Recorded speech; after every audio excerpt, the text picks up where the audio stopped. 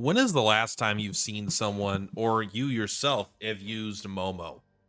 I think Momo is one of the best low investment characters in the game. I think this character performs super well with almost no investment. My name is Purplatypus. Welcome to another sort of Convallaria video. Let me fix this that way. There you go. Look at that. Now it looks like a full screen game. It is a full screen, but there's still borders on it. Anyway, Momo. I think this is a character people should be putting more effort into. I think Momo at 2 stars is not obviously not as good as she is at 5 stars, but I mean, I think she just does. She has one of the highest floors of any character in the entire game. Now, I think her ceiling is also lower. I think she has a max damage output closer to that of like a Samoa as opposed to an August or a Tristan, but she's just this is such a fun character to use, and I'm going to show you a build for her and why I recommend using what I'm using. But basically, she has one job. She has alerts. What she does is she stands still. She does this. You could build her a couple different ways, but the way I build her is she stands still. She does Doom Waken. She like yells into her fists, and then she drops meteors on people. I'll show you how it works in a second here. But basically, people will enter her rage. She'll attack them. Then they'll use a skill. She'll attack them again, hitting them for loss of damage. Now, she also can do just pure damage over time stuff with infection. If you look at her passive here, she has enemies take more damage over time. But I haven't found that to be the strongest part of her kit. However, she does have a pretty good erosive power here where whenever you attack anything, they're going to get infection. So you do an AoE attack, they all get infection.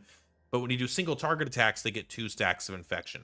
So you're able to stack up a lot of infection really fast. Is infection good? Most of the time, it's not very good anymore because it's like piercing damage and things are usually immune or resistant to those types of damages.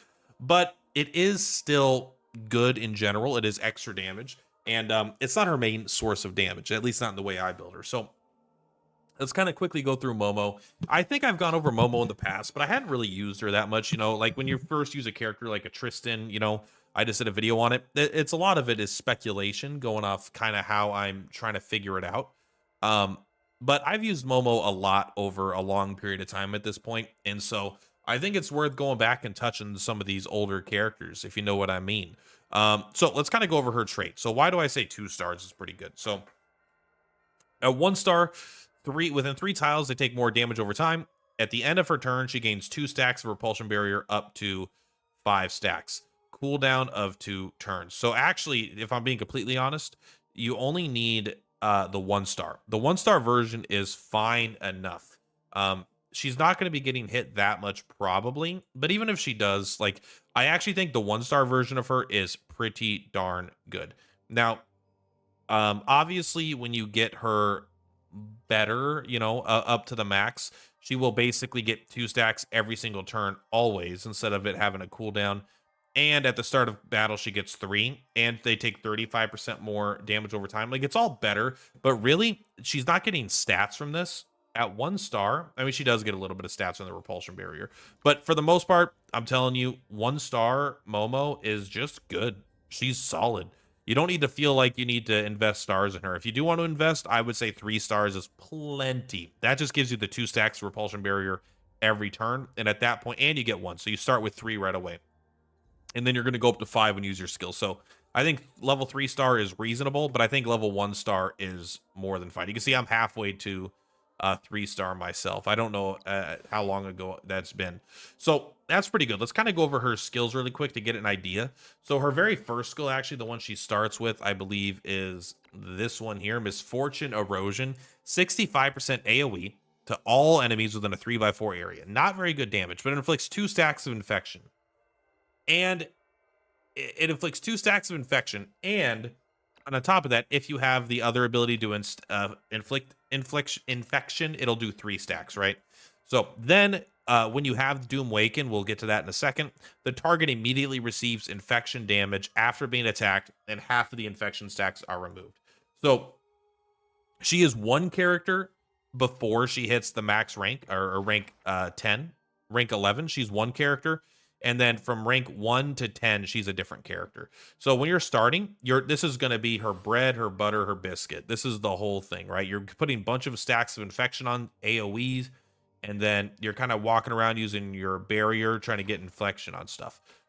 She does have the ability to decrease AoE damage by all characters by 25%. This isn't like particularly good, but it is one of those weird things that like every now and then, this is kind of something that's just nice to remember that you have access to in one of your characters. You're like, this AoE is doing really good. You know, does a ton of damage. I already have the magic defense up, and I'm already trying to, but it's like, I don't have a good way to lower his attack with my team. Well, maybe if you have Momo, you're like, I can decrease their damage further in this way. Like, it's just another tool in the toolbox. I actually like it. Energy Ray, don't worry about it. You won't use it. At level 3, you're going to get them both.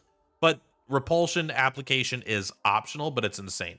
But it's mostly good in PvP, but it's just good in general. Basically, you pick a tile within 3 tiles away from you, and you either pull them in or you push. It's either a 3-tile push or a 3-tile pull.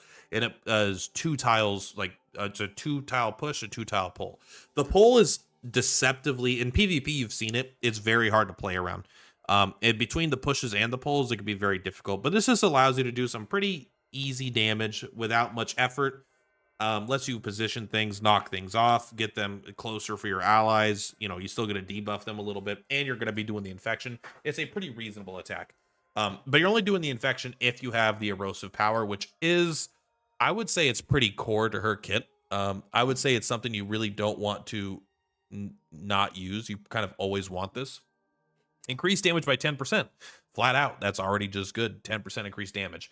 After inflicting damage, after dealing any damage, you give them a stack of infection. After a single target active attack, 1 additional stack. So this is pretty much going to be your auto attack. If you did take the energy rate, then that's one thing, I suppose. But for the most part, it's just anytime you deal an instance of damage, you are going to give them a stack of infection, which adds up fast because, again, infection is a percent-based damage. It goes up to 9 stacks. I think after 9 stacks, it just kills them. And again, your passive ability here, if you have Doom Waken, which we'll talk about again in a second, you'll instantly deal the infection after inflicting 3 things of infection, and they're taking 20 to 35% more. So it's a bunch of stuff. Did I mess this up? 1 second. All right, don't worry about it. We'll get to that in a second. So then when you get up to rank 5, it's not really a choice here for me. When hit by a range attack, damage taken is decreased, or when hit by a melee attack. So honestly, most of the time, this is going to be better, but I just don't take the reactions that aren't the artwork that goes with it. It bugs me to look at it. But when hit by a range attack, 25% less damage. This one is kind of cool. When you have Repulsion Barrier, blocks a melee attack, so you get to block immediately, which is good. Then you perform a strike back, which deals 70% and does infection. This is only going to be limited to your Repulsion Barrier stacks. Again, Repulsion Barrier, you get them over time. They give you increased attack by 2% for each one, up to 5. And it blocks physical attacks and reduces damage taken by 50%. It's kind of like just a really powerful, it's a weird kind of thing. It also makes you immune to knockback, which is just kind of a weird thing. There's not a lot of buffs like it in the game, and I think it's really cool. But this is honestly, you get a lot of strikebacks if you're getting hit by a lot of melee attacks, but I don't think you would that much. I would not want her to be at that risk. Toughness is great. I don't think it's very good on her because she's never dying. We're going with an uninjured version, but Dark Ripple I honestly would just probably never use on this character. It's just not really what she's doing, but it's kind of nice to have access. Pick what you want. I think if you're early in the game, you actually are going to want toughness, but once you get to the point where you can get Doom Waken, I think you are not going to want at toughness ever again. As for the attacks here, I just like recovering a little more energy, but honestly, the 30% chance to inflict sleep is arguably going to be way better with someone that can do her infection stuff, right? Because then the infection doesn't wake them up. Single target attack deals 150% damage, attacking gains 45% lifesteal. Terrible. It's not actually terrible, but you have Doom Waken here. Doom Waken is the bread, the butter, and the biscuit. Once you get up to this level, instead of trying to do infection, you have like a whole new game plan now. You get 2 stacks of Repulsion Barrier, so even at 1 star, or sorry, at 3 stars, the battle starts, you get 1 stack. At the end, you use Doom Waken, you get 2 stacks. And then at the end of her turn, she gets 2 stacks. So you get up to the maximum of 5 stacks, even at 3 stars when you use this ability, which is great because that gives her 10% more attack and it just a bunch of defense. So it gives her Doom Waken for 3 turns. This can't be dispelled or amused. What is Doom Waken? This is quite the ability here. Increases your attack by an additional 20%, and you get 50% lifesteal. 50% lifesteal is huge. It is a lot. Inflicts alert on a 3-tile radius at the end of the action. So it's basically Tidon if you have Tidon. I don't, but 3 tiles away, 1, 2, 3, even diagonal and stuff, deals anything that uses a skill in that area, she will react to it and she will attack them. At the end of the action, it does 70% damage up to 3 times. So this ability can actually do 210 damage if it hits the same target 3 times. I don't think you can hit the same target 3 times. There's probably a way in certain bosses where they have like an instant skill and then a normal skill, and then they move do an instant and then do a normal. But for the most part, you're going to hit things twice. This will do 140% to a single target because they will move, which doesn't normally trigger, but we'll get into that. And then they'll use a skill or an attack, and then you'll hit them. So 140%. That's also applying infection. Keep that in mind if you have the passive. So this is the skills that I'm using for her right now. I'm just using this. This is probably the wrong choice, honestly, if I'm being completely real. But the Doom Waken, the erosive power, this is basically your whole kit. She's going to sit here and is going to just hit things that walk around her. So how does this actually all work out? And then every once in a blue moon, if you want to try to execute someone, you could use this to just do extra, instantly pop their infection damage. So why is she so good? One, she has the ability to attack 3 times every time it's not her turn is huge. It has a 50% lifesteal. That is very good at keeping her topped off. As long as she has repulsion barrier still, she also has huge defense in the sense that she gets huge damage reduction. So they're going to have to walk up to her. She's going to be healing them. And if they try to attack her again, she has the lifesteal. So it's easy for her to get up to full health and stay at full health all the time, especially when she has repulsion barrier. So these are the skills I'm running. Now, her equipment, I have 3 equipment here. This is probably the most strict equipment on any character that I've used to date. First, non-negotiable is Hunter's Intuition. If you don't have Hunter's Intuition, I know I said this is a very easy character to get into, and I actually think that it is. But I think if you don't have Hunter's Intuition, and you don't want to use Doom Waken, probably. So this makes it so alert is triggered, it deals 20% more damage. Also, if the foe uses a skill within a range of alert, okay, I had it mixed up. So when a foe uses the skill, it will also trigger. Normally it triggers on move, which is good, but this will cause it where if they move up to you and they attack you, or they just attack you, you will be triggering this. Very, very powerful. This makes it so those 3 hits go off no problem all the time, even against not against 1 target, but if you're fighting 2 targets, you're going to get all 3 hits. It's just going to do tons of damage. I would say Hunter's Intuition is going to be mandatory on Momo more than any other character in the game IMO. Thing is, she's also good with if you don't have Hunter's Intuition and you're not using Doom Waken, the Flying Blade Arm Guard is also good because it'll stack up tons of stacks of the infection, right? Because it is a single target active attack. So you'll use it, it'll get 2 infection, and then you could do this attack will also do 2 infection, so they'll instantly have 4, and then they'll take 4 stacks of infection damage. So like there is ways to build her without it, but I'm telling you, I think Hunter's Intuition is the way to go. So this is, I think, the most important thing. Now, the Focus Wand is by far her best weapon. When unharmed, increases the maximum range of single target skills. This is the reason why this is so strong. One, it works with her auto attack. Yes. It doesn't work with Misfortune Erosion. You could put something else that it does work on, but this does work on her Doom Waken. This goes from being a 3-tile range to a 4-tile range. Now, not every fight will this be super useful, but it allows her to kind of always be relevant. Now, if you're in a fight where you genuinely don't have any issues, there's only like 1 target, then maybe in that situation, you're specifically going to want to just go with like the highest stat possible. Because you don't really do AoE damage. You know, a lot of these other stabs aren't that good on her.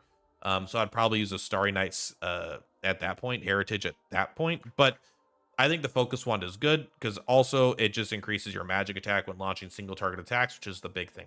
Now, for the Resonance, I don't think that this Resonance is the best, actually. I think it's close. The Sword, I think Sword Wand is good because the lifesteal, and it keeps her topped up. But I'm only using this right now because it's what I have on the gear. I think Sword Pentacle is probably her best. When unharmed, increase attack and defense by 12%. She's always going to be at full HP because of her natural lifesteal that's always on. And it's just going to keep her topped off. Fantastic. The other one that I would consider is Wand.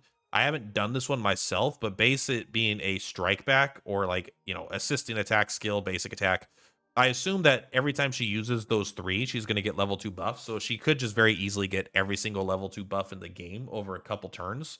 So I assume that this is also pretty good, but I think it's a little easier to replace, and you could just have a character that gives her the buffs that she wants. And plus, if you have a character that has like a level 3 version of a buff that you might want, then this won't do anything if it rolls that. So I don't think it's the best. I actually think Sword, which one is it? I think Sword Pentacle is probably the best, but Sword Cup is also very good. Just in general, more damage. I would not take the Sword Wand because she doesn't move that much. And 15% lifesteal is good. And honestly, these both just roll really good stats. So I don't think it's bad to use this as well. You see, I'm only using a level 50 weapon on her. I do want to rank this up. I wonder if I can. I haven't been using her that much recently either. Let's do it. Let's do it right now live. There we go. Now she's got more juice than she's ever had. Now, there are 3 options here I think are reasonable. I think the number one most obvious one to use is the tower. When it's not the character's turn, damage dealt is increased by 20%. This sounds very good because this is her Doom Waken, right? This just increases the damage of her Doom Waken by 20%, which is of course really good. The ultimate version of it though, when it's not her turn, gain 40% lifesteal. This would give her basically like an 80, 90%, whatever lifesteal. Again, that's good, but I don't think I think this is like the second best. I think it's the second best. It's tied with Devil. And again, when I say Devil, this is assuming that there's a fight that you could kill, a bunch of things are going to die. I think it's hard to replace 30% attack and defense. It's a lot. That's a lot of attack and defense. Makes your characters way harder to kill and dish out way more damage. But in a situation where you can't do that, destruction of the tower is still good. But I'm telling you, the real tech, is there stars underneath that? Kind of looks like there are stars underneath it, huh? This is the real tech, the world, guidance of the world. The first part is fine. Is it insane? No, but it's fine. Recovers 1 energy, and additionally, when not using any active skills and standby, I think this is reasonable. But, because this is good on Edda as well, by the way. But the ultimate here reduces the cooldown of all active skills by 1 turn when not using any skills and hitting standby. And it just ends your turn, right? Without conducting an attack, using instant skills does not count as an attack turn. So it says when not using any skills and using standby. I actually don't know if you could use an instant skill and still have this work, because I don't know if an instant skill counts as using an active skill. It's a little weird with the terminology. I don't fully know because I haven't tested it that much on this character. It just hasn't mattered. But this is so good because one thing that you'll notice here is Doom Waken has a 5-turn cooldown and it lasts for 3 turns. If you use the world and then you activate it and you just stand there, the first turn it doesn't really matter. You might want to find a way to get 1 more energy so you could actually use your instant Doom Waken and then instantly follow it up with a Misfortune Erosion or something. But on the next turn, you already have it set up. For the next 3 turns, you're going to do this attack 9 times effectively. You're getting the state of 20% attack, 50% lifesteal, and you have a 4-tile radius, and it's doing 210% damage a turn, and it lasts for 3 turns. So you're doing 70% damage 9 times. If you just stand on the end of the second turn and then you stand again on the third turn, this runs out, and it runs out on the same turn where you get it back. So you can have it up all the time, the entire fight. You never need to not be using Doom Waken. And Doom Waken is so powerful comparatively to everything else she does. It's just great for keeping her alive. It's great for tanking and dishing out damage and then healing herself back up, for keeping her repulsion barriers up. Super, super good. So these are actually all gear that I consider basically essential. I wouldn't really mess with this too much. I think the world is the best. I think the Hunter's Intuition is essential. And I think Focus 1 is also essential. The only way I would switch these is if you don't have Doom Waken because you're in the early game, and then you would want to use a Flying Blade Arm Guard, and you would probably want to use something totally different. Like I don't even know. Maybe even something like the Magician, because you would probably be relying very heavily on her Misfortune Erosion for the damage. And which is reasonable. So that is the build. Let's actually just kind of go take a look at her in combat. This is not a... She's not going to look very impressive here, I don't think. Because these guys are... Most of the time when I do these towers, I swear that they're just like kind of resistant to this stuff. So we got Momo here. I forget what faction you are. You are Valder, Sword of Convallaria, Fortitude. So Sword of Convallaria is pretty good because we could take you out. We could put Rawia in. Rawia, do we have your... We have your Sword of Convallaria, right? 10%, 20%, damage dealt 8%. Yep, there we go. Okay. We'll have you for the damage. And then we could even put a... We don't want Tristan here. Who's good at increasing the magic defense or magic attack? It's you, right? It's attack 2. You could do that. Well, what about you? Is this one do it? And attack 2. There we go. Let's just, you know what? I like Homo. Homo's just been fantastic for me, pretty much always. And I don't really need to boost her damage to the moon or anything, because it's just not really what we're going for. This gives her damage 3 though. Let's do this. Let's put you here instead of a Gust. There you go. Now you've got some support. I don't think you need any of this necessarily. You're probably just going to use... I don't know. Just use that for now. It's fine. Gloria, I just love having on the team. Gloria is just very nice. Go ahead and... You know what? Just to be safe, let's go ahead and just throw this down. Bada bing. Bada boom. She does not quite go last. Because Edda is also very slow. Let's go ahead and pop you here. We could have brought Coco. Coco would have been great. It's okay. I'm sorry, we're all human here. So you're gonna come up here. So again, look at this, hits normally at a range of 1 to 2, right? 1 to 2, but you can hit 3 tiles away.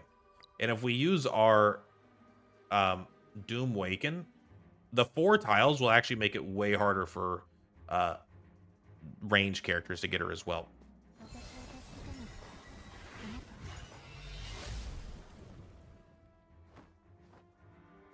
And so we'll see it at the end of the turn. Where's she at right now? She's at 5,000, almost 6,000 magic. That's not super good. She doesn't have an insanely high amount, but she gets a bunch of, right? She gets a pretty good damage buff too. But we haven't even given her the damage up yet.